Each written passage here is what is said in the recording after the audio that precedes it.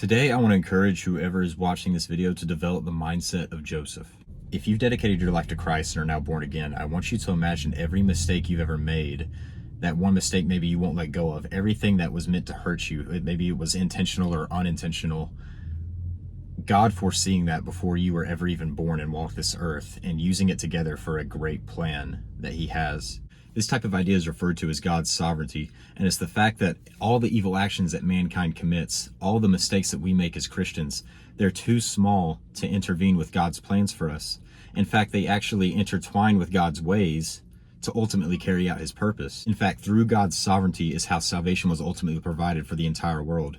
Was it wrong to murder Jesus and put him on the cross, an innocent man? Yes, absolutely it was. They chose to set free a convicted murderer, Barabbas, over setting free Jesus. They murdered an innocent man, but through those actions of mankind, salvation was provided to everybody across the entire world. And that's just an example of the amazing way that God works. He sees things that we don't see. He works behind the curtains. Sorry, my light just died on me. Oh, there it is. And the reason I encourage us, all of us, including myself, this is, I don't just want to sit here and point out, this is stuff you guys need to work on. This is something I need to apply to my life as well. To develop the mindset of Joseph is because Joseph had every excuse in the book to believe that God was not being faithful to him through all the trials that he went through. Yet despite all of those excuses that Joseph had, he remains one of the most steadfast people in the Bible and keeps his faith in God and trusts every single step. And he also doesn't waste a single moment of every circumstance he went through. So the Bible begins recording Joseph's life at the age of around 17 years old, and it begins in Genesis chapter 37. And I'm gonna read bits and pieces of Joseph's life. I'm obviously not gonna have time to read the entire story because it's many, many chapters.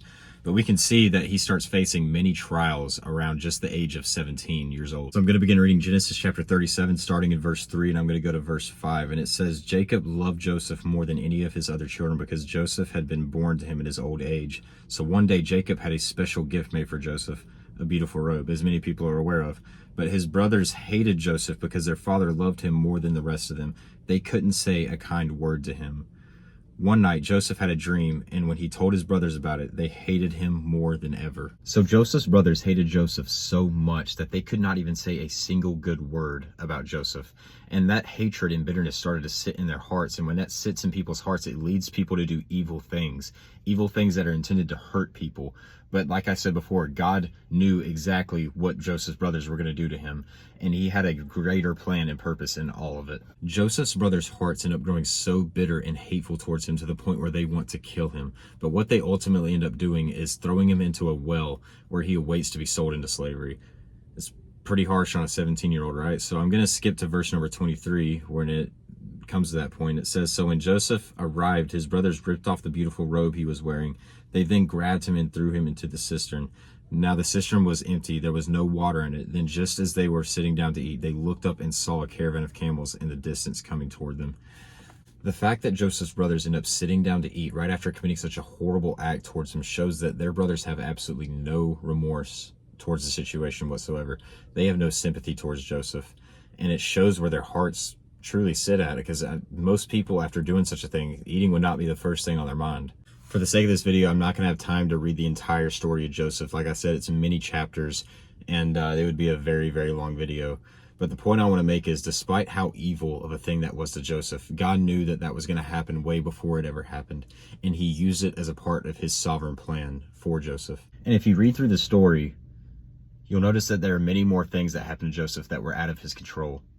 He gets sold into slavery by his brothers. He gets transferred to Egypt, gets separated from his father, who he loved greatly. He gets falsely accused of rape, and then he gets thrown into prison for at least 3 years. And despite every circumstance that he went through, he remained faithful.